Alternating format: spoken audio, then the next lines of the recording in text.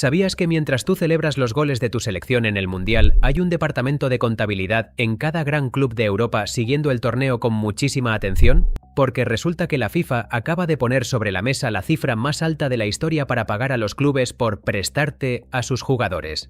Y dependiendo de cómo le vaya a cada selección, algunos clubes podrían embolsarse varios millones de dólares solo por este concepto.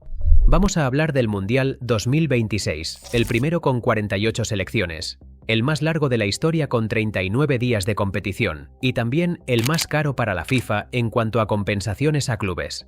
La cifra total es de 355 millones de dólares. Y antes de que pienses, vale, pero eso es para las selecciones, no. Ese dinero va directo a los bolsillos de los clubes, a Real Madrid, Barcelona, Manchester City, PSG y compañía. ¿Y por qué la FIFA les paga a los clubes? Aquí entra mi parte favorita porque esto es puro incentivo económico disfrazado de generosidad. Cuando un club cede a su estrella para el Mundial, ese jugador se va un mes entero, se expone a lesiones y el club se queda sin su activo más valioso justo antes de empezar la siguiente temporada. Así que la FIFA, para evitar que los clubes pongan trabas, les paga una compensación. Es, literalmente, el precio que pone el fútbol mundial a prestarte a Mbappé o a Lamine Yamal durante un mes. Esta cifra de 355 millones representa un aumento de casi el 70% respecto a Qatar 2022, donde se repartieron 209 millones. Y aquí viene el primer giro interesante. Por primera vez en la historia, este dinero no se reparte solo por la fase final del torneo. También se paga por los partidos de clasificación, y esto va a ser clave para entender uno de los casos más curiosos de hoy. El reparto se divide en dos grandes bloques. 100 millones de dólares van destinados a los clubes que cedieron jugadores durante toda la fase de clasificación, calculados en base a los 905 partidos de eliminatorias que se jugaron en todo el mundo, a razón de unos 2.360 dólares por jugador y por partido. Y los otros 250 millones se reparten entre los clubes con futbolistas en la fase final, calculados por jugador y por día de participación, con un mínimo garantizado de 5.000 dólares por jugador y día, aunque algunas estimaciones hablan de hasta 11.000 dólares diarios en función de cómo se acabe repartiendo el fondo total. Y aquí viene el tema central de hoy. Vamos a hacer un repaso club por club, y al final de cada uno, te voy a dar una estimación de cuánto podría llegar a generar ese club según la fase a la que lleguen sus jugadores. Eliminación en grupos, octavos o cuartos, o semifinal y final. Y créeme, las cifras son mucho más grandes de lo que imaginas. Empecemos por el que se ha llevado el récord absoluto, el Manchester City. Pep Guardiola tiene a 19 jugadores convocados al Mundial 2026, la cifra más alta que ha tenido jamás un club en la historia de los mundiales. Y la diversidad es brutal. Erling Haaland con Noruega, Rodri con España, Rúben Díaz, Bernardo Silva y Mateus Nunes con Portugal, Gvardiol y Kovacic con Croacia, Jeremy Doku con Bélgica, Ryan Cherki con Francia, Nathan Ake y Tijani Reinders con Países Bajos y hasta jugadores de Argelia, Egipto, Ghana y Uzbekistán. Vamos a hacer números. Si tomamos los 19 jugadores del City y asumimos que todos quedan eliminados en fase de grupos, hablamos de unos 14 días de concentración por jugador. Esos son entre 1 y casi 3 millones de dólares para el club, solo por esa primera fase. Si una parte importante de esas selecciones avanza a octavos o cuartos, la cifra puede acercarse a los 4 millones. Y si, en el escenario más extremo, varias de esas selecciones llegan hasta semifinales o la final, el City podría estar hablando de una cifra que ronde o incluso supere los 8 millones de dólares solo por este programa de la FIFA, solo por prestar jugadores. ¿Y sabes qué es lo más irónico de todo esto? Que mientras el City cobra por prestar a estos jugadores, también es el club que más riesgo de lesiones asume, porque 19 jugadores jugando partidos de máxima intensidad en pleno verano es un disparate para cualquier cuerpo médico. Justo por detrás aparece el Bayern Múnich, con 17 convocados. Aquí Alemania es lógicamente la que más aporta, con nada menos que 6 jugadores: Neuer, Kimmich, Tah, Goretzka, Musiala y Pavlovic. Pero el Bayern también tiene representación en Colombia con Luis Díaz, en Francia con Upamecano y Olise, en Inglaterra con Harry Kane, en Canadá con Alphonso Davies, en Corea del Sur con Kim Min-jae e incluso en Senegal con Nicolas Jackson. Con 17 jugadores, los números del Bayern son casi tan brutales como los del City, entre 1 y 2 millones y medio de dólares si la mayoría cae en fase de grupos, subiendo hasta unos 4 millones si varias selecciones llegan a octavos o cuartos, y pudiendo acercarse a los 7 millones si Alemania, con sus 6 jugadores del Bayern, hace un mundial grande y llega lejos. Empatados en tercer lugar con 16 jugadores cada uno están el PSG y el Arsenal. Y curiosamente son precisamente los dos finalistas de la última Champions League. El PSG, el actual campeón de Europa, reparte a sus 16 jugadores en 9 selecciones distintas. Francia es lógicamente la que más aporta, con un quinteto de auténtico lujo: Ousmane Dembélé, el actual Balón de Oro, junto a Bradley Barcola, Désiré Doué, Warren Zaïre-Emery y Lucas Hernández. Portugal suma a Vitinha, Nuno Mendes, João Neves y Gonzalo Ramos, los 4 campeones de Europa con el propio PSG. Y luego Marquinhos con Brasil, Achraf Hakimi con Marruecos, Fabián Ruiz con España, William Pacho con Ecuador, Lee Kang-in con Corea del Sur e Ibrahim Valle con Senegal. Y aquí viene un detalle que a mí personalmente me parece fascinante desde el punto de vista de los incentivos. Dembélé llegó a sufrir molestias musculares apenas semanas antes del torneo, y durante un tiempo su presencia en el Mundial estuvo en duda. Imagínate lo que eso hubiera significado para el PSG, perder de un plumazo al jugador más determinante de su quinteto francés, justo el que más días de préstamo podría generar si Francia llega lejos. Por suerte para las cuentas del club parisino, Dembélé se recuperó a tiempo y entró en la convocatoria final. Haciendo cuentas con los 16 jugadores del PSG, si la mayoría se queda en fase de grupos, hablamos de entre 1 y 2,5 millones de dólares. Si varias selecciones, especialmente Francia y Portugal con sus respectivos bloques, avanzan a octavos o cuartos, la cifra sube hasta unos 3,5 millones. Y si Francia, con Mbappé, Dembélé y compañía, vuelve a llegar a semifinales o final como en las 2 últimas ediciones, el PSG podría estar hablando de cerca de 7 millones de dólares. El Arsenal, por su parte, también suma 16, y aquí Inglaterra es la selección que más aporta, con 4 jugadores: Declan Rice, Bukayo Saka, Noni Madueke y Eberechi Eze. Pero el reparto internacional es enorme.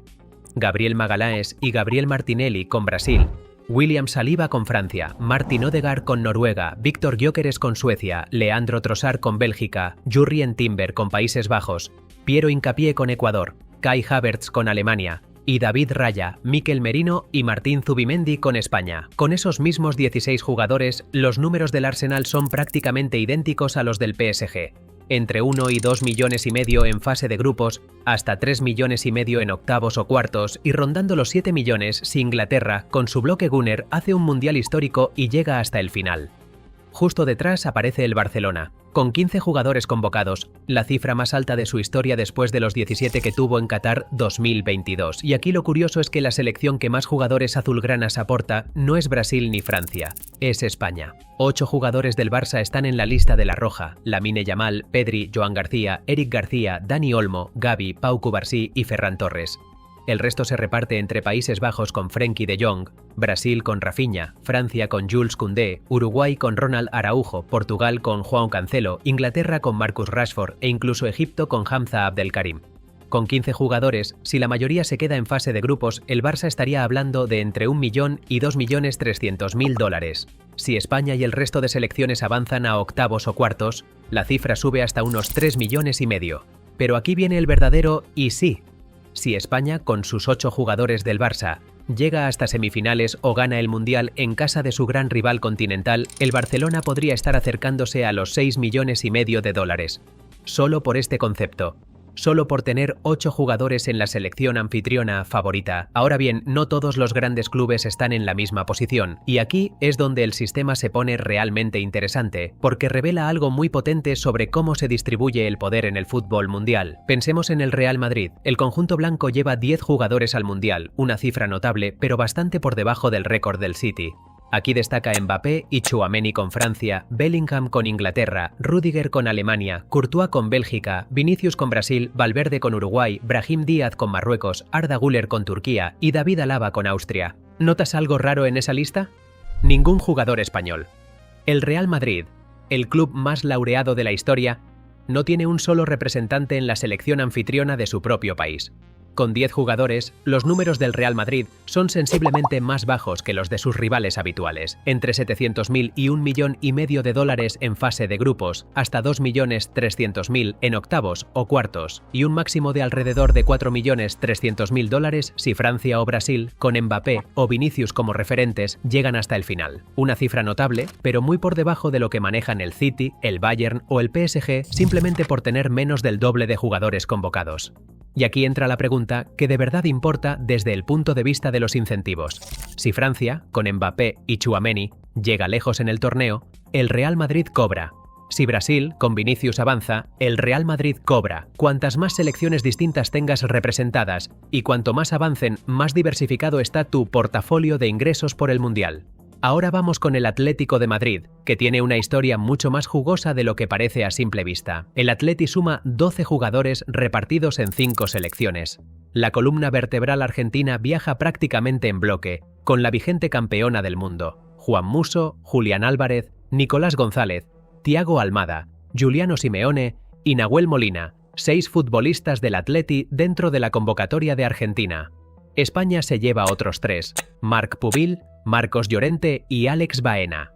Uruguay se queda con José María Jiménez, México convocó al joven Obed Vargas, y Noruega, la sorpresa del torneo tras volver a un mundial después de 28 años, cuenta con Alexander Sørloth como uno de sus referentes ofensivos junto a Haaland. Con 12 jugadores, el Atleti estaría hablando de entre 840.000 y $1.850.000 si la mayoría cae en fase de grupos. Si avanzan a octavos o cuartos, la cifra sube hasta unos 2.800.000. Y si Argentina, con sus 6 jugadores rojiblancos, vuelve a defender el título hasta semifinales o final, el Atlético podría rondar los $5 millones.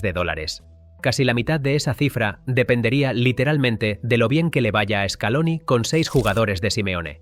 Y ahora viene el dato que de verdad ilustra lo retorcido que es este sistema, y aquí no hablamos del Atleti, sino del Milan.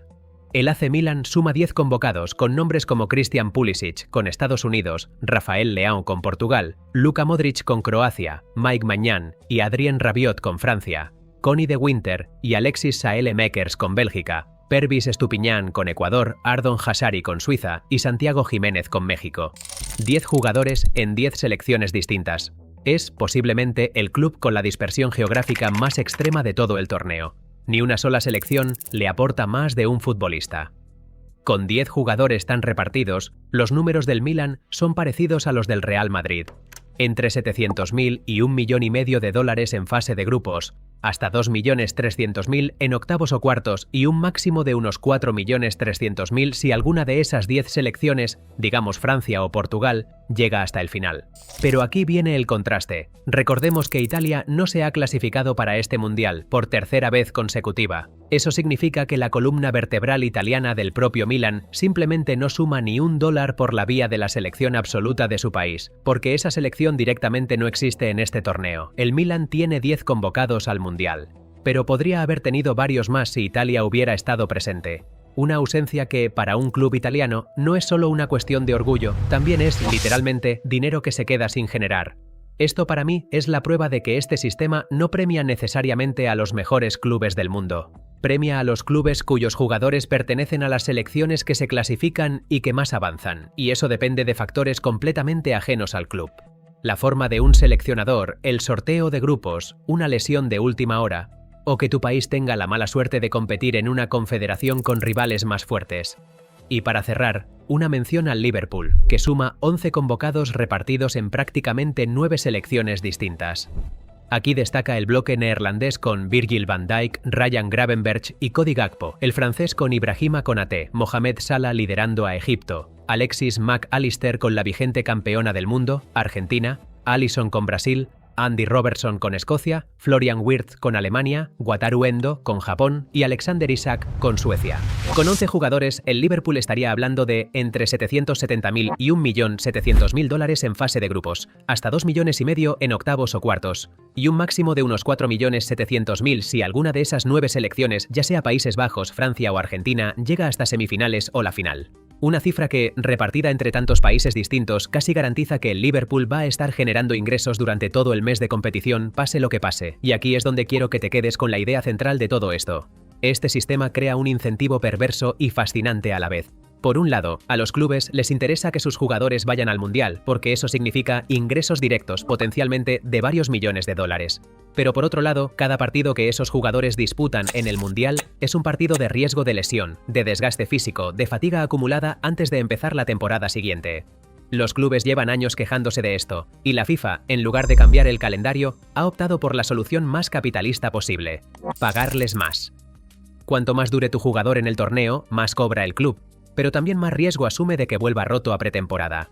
Así que la próxima vez que veas a tu jugador favorito celebrando un gol con su selección, recuerda que, en algún despacho de Múnich, Londres, Madrid o París, alguien está siguiendo ese partido con una calculadora en la mano, calculando exactamente cuánto vale cada minuto extra de competición. Déjame en comentarios qué club crees que va a ganar más dinero con este mundial. Nos vemos.